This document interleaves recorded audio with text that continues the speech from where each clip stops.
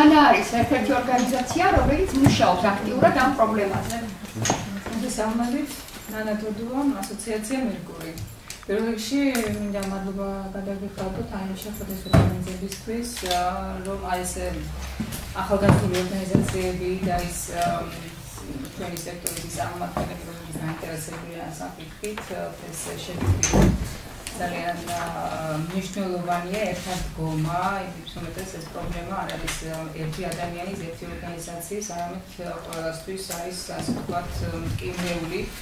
ის ადამიანებიც კი ვისაც ევარება საგზაო წესების დაცვა, არ იცავენ ამ წესებს და ერთხელ კონკრეტულად ესეთ ავარიულ სიტუაციაში იმის გამო რომ ორი ასეთი მანქანა ერთდროულად მოდიოდა ერთმანეთს ესაუბრებოდნენ და უბრალოდ დეწყზე გადარჩია, აი გადავირბინე.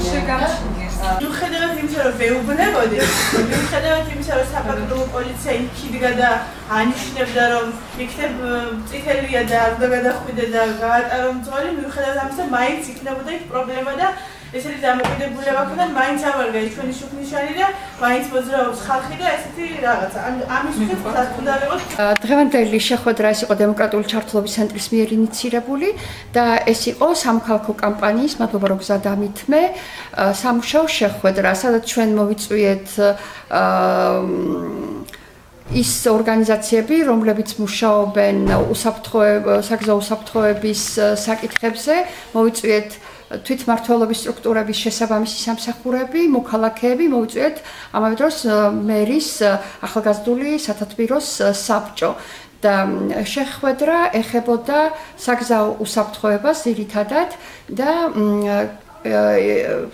უშუალოდ ეს იყო ქვეითთა გადასასვლელებზე, ზებრა გადასასვლელებზე, რადგან მოგეხსენებათ, რომ ჩვენს ქვეყანაში და კერძოდ ჩვენს ქალაქშიც ზებრა გადასასვლელების წესები არის უგულებელყოფილი.